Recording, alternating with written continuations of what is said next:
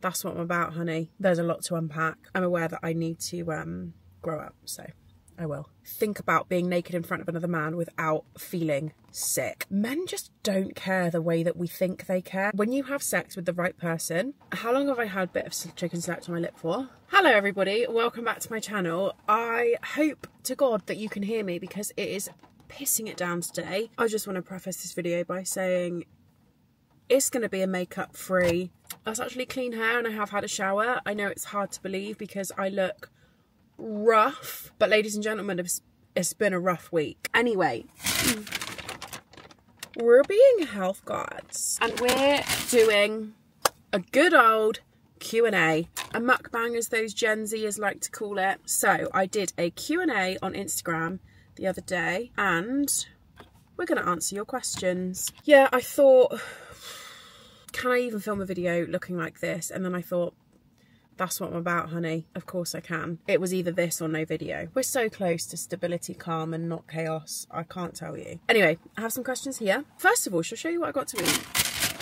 I actually haven't eaten McDonald's for like 6 months. So I did get a large fries, but I've had a little nibble on them as I was driving. I also got 3 chicken selects, elite, the smoky barbecue sauce, a big difference to the normal one, a sweet curry sauce, and then a double cheeseburger. I like a little burger on the side with extra cheese and extra pickles, a Coke Zero, and because I'm feeling mental, a Smarties McFlurry, but I don't know if I'll eat that. I mean, yeah, probably will. There's a lot of similar questions. I specifically asked for a question about Love is Blind season 6 because binged it. One of the most common questions is, why am I moving out? Now, I actually answered that question in quite a lot of depth in the last vlog, so I will link that down below. I don't want to answer like the same question 2 videos in a row because you'll be bored. Maybe let's start on the Love is Blind, because let me tell you, we binge watched it this week and there's a lot to unpack. First of all, I just want to say that we have to take into consideration how heavily edited this program is. It's edited, it's American, it's dramatic, and I kid you not, they must say to the contestants, please can you do XYZ because it's going to be better for viewing. They can't just rely on people to create entertainment, can they? The personal journey that Clay went on throughout the series. We love a self-aware king. We love an honest king. We love a fit king because he's fit. I just loved him. When the reunion came around, crying. The scene of Clay's mum also, all hail, because she is unbelievable, that woman. I loved her. That scene where Clay's parents are talking, I lost it.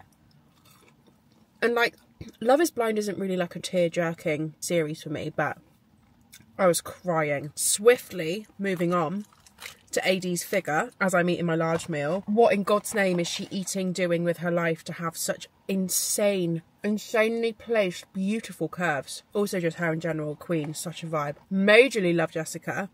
And when me and DB were watching the reunion, he was like, I bet she's a Capricorn. Went and looked at her birthday. Lo and behold, she's a Capricorn. She deserved to find love, but to be honest, I think she was too emotionally intelligent for any of the men there. Maybe her and Clay could have been like the perfect match. In my opinion, that would have been the plot twist we all wanted. I really struggled with Chelsea and Jimmy. Annoying, toxic, so frustrating to watch. The other thing that I want to pick up on and talk about, the way Sarah Ann was treated. Not into it. I don't think that she did anything wrong. You're not going on that programme to make friends. You're going on that programme to meet the love of your life or get famous, whatever way you want to look at it. But let's just, for argument's sake, say that she did go on there to find love. She chased after the man she loves. I don't think there's anything wrong with that. But the way they all ganged up on her in the reunion was so uncomfortable to watch, because then when Trevor came on, sorry, the frizz is making me look crazy. When Trevor came on to apologise, also big ordeal, they're all lovely to him. So why is it the woman gets battered, but the man is praised for being like doing the work and, you know, changing his life around? I'm so proud of myself as well because I didn't stalk these people until the reunion was over. Do you know the restraint that I had to have on myself to do that?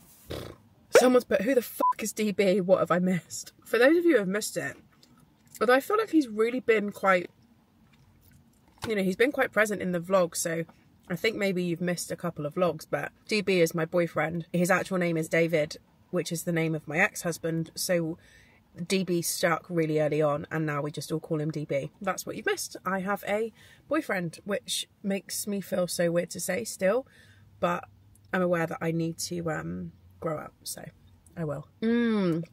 Good question. I'm so scared of being naked in front of a new man post-divorce. Any tips? Now, I remember voice noting Megan Rose Lane stood in the lounge of my old house after, in fact, I don't think we'd even broken up, but like things were not good.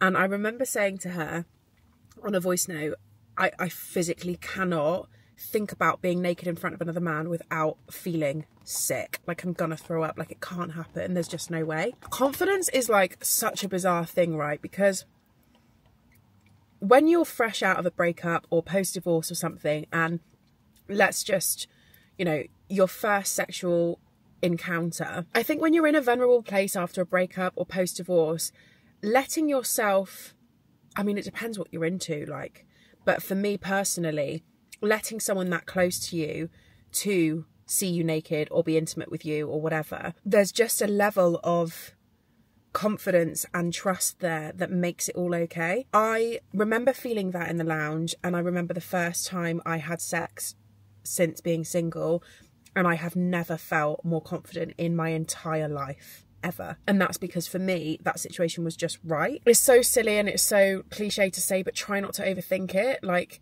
you're beautiful for who you are, not what you look like. And do you know what? Men just don't care the way that we think they care. Like, I'm just being honest. They just don't. So I don't really know if that's good advice. When you have sex with the right person, how you look or how you feel won't be at the forefront of your mind, in my opinion, and from my experience. But that's just me. I don't know if that helps. Can you see you and DB living together in the near future? Is your new pad closer to his? Yes and no. We have both agreed that I very much need to maintain the independence of living on my own. He's had much more experience of living on his own, and he has his own house. In the house that I'm moving into permanently, it's taken so much to get there. I definitely need it to just feel and be mine for a considerable amount of time before we think about the next step. I could see myself living with him, and there's things about it that I get excited about. Like, my relationship with DB it's filled with so much joy and laughter and fun, that the thought of having that every day and having someone cuddle me every night and kiss me every morning is alien to me, and something that I really cherish and value now. So the thought of having that every day is exciting, but it just won't be anytime soon. And I think that that is an important boundary that I have to keep in place in order to maintain the independence that I have worked so hard to get since leaving my husband. In answer, is it closer to his? Yes, it is closer to him, but moving where I'm moving, where he lives, hasn't been taken into consideration for where I'm moving to. I am moving to a new location. I'm moving away from where I have been for the last God knows how many years. And that is because when I was with my ex-husband, I needed and wanted to move further up the M5 so that I could be closer, and London was more accessible than it was. So we were looking in between Bristol and Bath area. Obviously, since living now being a single income, I can't afford that area. So I am moving to a new area, and it is closer to London by about half an hour on the train, which is huge. And you'll just have to wait and find out where it is. But it feels so right. It feels so right, and I'm excited for this huge new chapter and a new location and a fresh start and something that feels like mine. And it's an hour and 35 minutes on the train to London, which is going to change my life. Are you happy/happier just starting my own journey with the kids petrified? Oh my God. I'm sending you so much love. I cannot imagine how hard it must be with there being kids being involved. Am I happier? Yes. Deciding to walk away from my marriage is the single most difficult and easiest decision I've ever had to make in my life. It was easy because I knew deep down it was right. So once I'd admitted that to myself, I knew. But difficult because every single day from the minute I have walked out of that house has been a challenge. And that's because I've made mistakes about boundaries. I think I've been quite soft with certain things. And in order to keep the peace or feel like I'm doing the right thing, as a result of that, certain things have been harder. With that being said, every single circumstance is so different. And for me, I think all of the turbulence and stability or lack of that has been in my life since the day I walked out has been circumstantial to my situation. So people might be different. Like if I'd have been able to stay in the house that we lived in when we first split up, I think I'd be in an entirely different situation now. But that, you know, for personal reasons wasn't an option, or I don't want to discuss on here. Yes, I'm happier, and I have learnt more about myself in this last year than I've learnt in my entire life. How long have I had a bit of chicken select on my lip for? I'm there.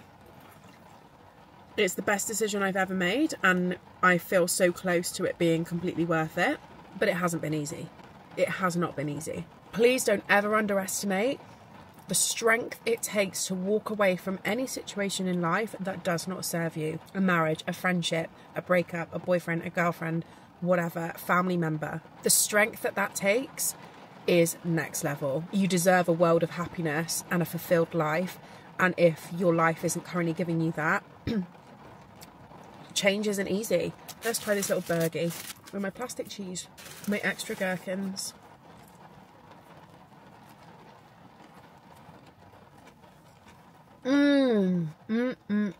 Why is it so good?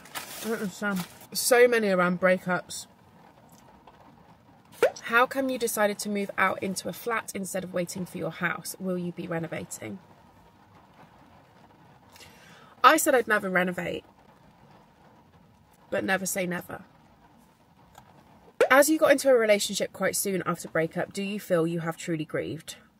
This is such a good question, and something that I preempted being an issue. Yes, I do. The reason I feel like I have truly grieved is because the person that I ended up falling in love with unexpectedly has been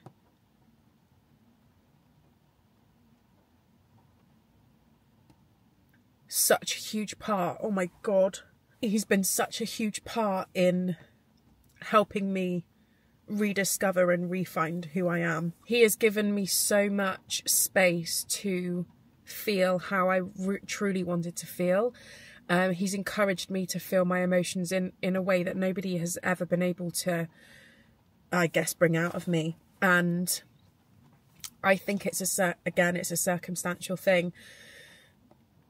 If he hadn't been able to give me the grace that he has, I don't know if I would have been able to get over things, because he has felt like a safe space for me to talk about my feelings, to talk about my ex, to talk about my past relationship without an ounce of jealousy, an ounce of judgment, an ounce of toxic response. Like, he's just been incredible. So in my situation, and for me, I have grieved. I feel like it's taken me just over a year, but I feel finally now in a place of peace with my marriage that I walked away from, and the 9-year relationship that held. That was a bit embarrassing.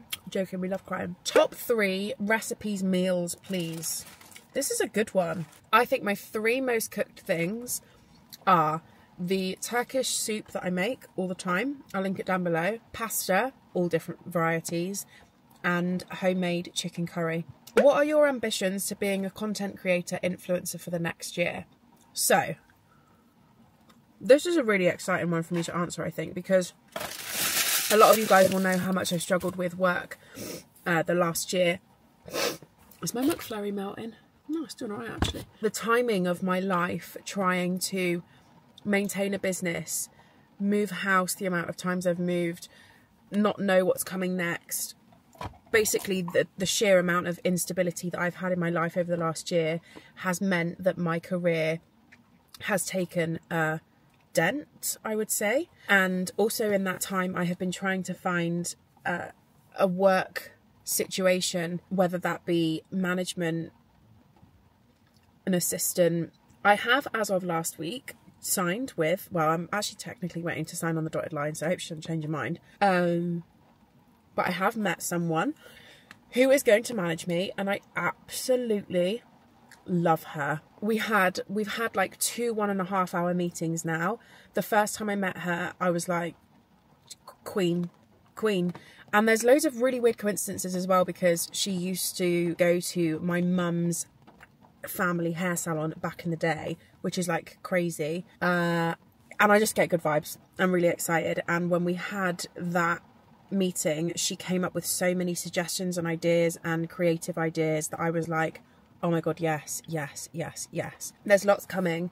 Mainly I want to up my content, which I've been trying to do for the last year, but obviously you know, inevitably that has been so difficult. And I think another huge problem with me in this space is actually accepting that what I do entertains people. I think I struggle with that quite a lot, because I'm like, what even is my job? You know, what am I doing chatting to this camera right now? Like, what is this? And then I consume content via influencers, or whatever you want to call them, in this way, and I love it, and it comforts me and it relaxes me and I escape through it. And yet I have such difficulty accepting that that's what I do for people too. I think one of the biggest things that I want to do in the next year is actually just own my shit. I want to grow in so many spaces. I want to keep Filter Drop at the forefront of, you know, everything I do. And I mean, literally me right now, this is Filter Drop. Everything I do is Filter Drop. Eating McDonald's without even so much as moisturiser on. It don't get more real than that, does it really? I'm really excited about this year coming. I feel like I've finally found my fit, my right fit. I feel like we should round this up. What question should we end it on? Body image. How do you manage the lead up to summer, embracing your skin, body? You know what, babes? Right now, my body image has probably never been as bad as it is. And all I do is so simple. I check in with myself and I do the bare minimum of knowing what will be good for me.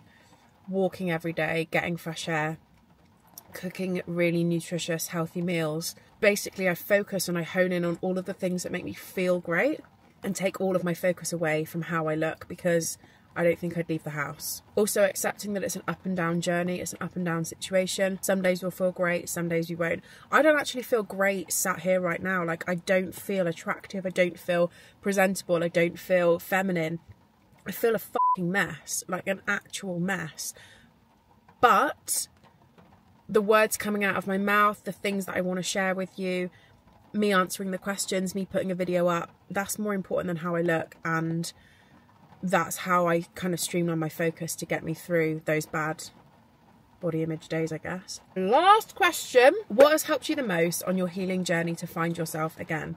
I love this question. Number one thing, I think, surround yourself with the right people. I look back on my last 32 years of life, and every single person who is no longer in my life, whether that be a relative, a friend, an ex-partner, it has been because our communication and our emotional levels don't match up. The people that I have in my life at the moment, I am on such a wavelength with them in terms of talking, communicating, working through difficult situations. The communication that I have with DB has clean blown my mind. Like, I didn't believe that level of emotional intelligence existed. The communication within your relationships has helped me so much. I do feel like I'm surrounded by insanely emotionally intelligent and self-aware people, and that has done nothing but help me step up as well. I think when people talk about their healing journey, they think they need the best therapist in the world, or they need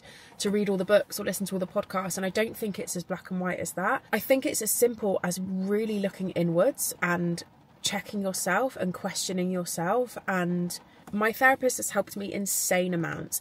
Meeting DB has helped me insane amounts. My friends that have been in my life by my side this past year have helped me insane amounts. But also, I think the things that have made me take huge strides forward are those moments where I feel something and I truly let myself feel it, and I check myself on that and I reflect on that. And I think that, along with, you know, yeah, your books and your podcasts and things like that, they do help, they all help, and I'll leave some amazing ones down below that I really enjoy listening to. You know, am I a good person? Did I handle that in the best way possible? Do I need to remove my pride and my ego to apologise? Do I need to reevaluate how I approach that next time it happens? All of those things, I think, have shaped me into being like a better person.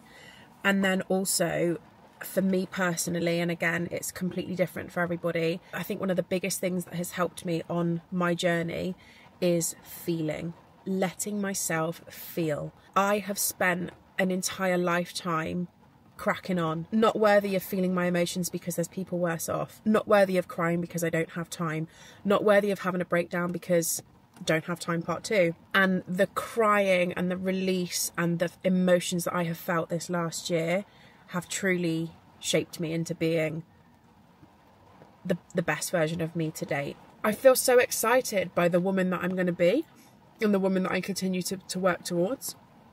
I find that exciting. I feel like this burger has lasted an eternity, I can't lie. So I think I'm going to leave it there for this video. I really hope that I've answered enough questions. I've tried to like do a variety. A lot of them are very focused on the breakup and my living situation and what's going on and what's happening next. Bear with, things are happening, things are moving. I feel like I'm heading into a place whereby everything I've been through the last year and worked towards is starting to make sense and become worth it, and yada yada yada. If you're new here, thank you so much for joining. Please make sure you hit the subscribe button. It makes a massive difference. Lots more content coming.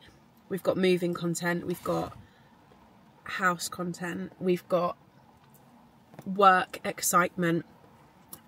So yes, as always, love you so much, and I will see you next time.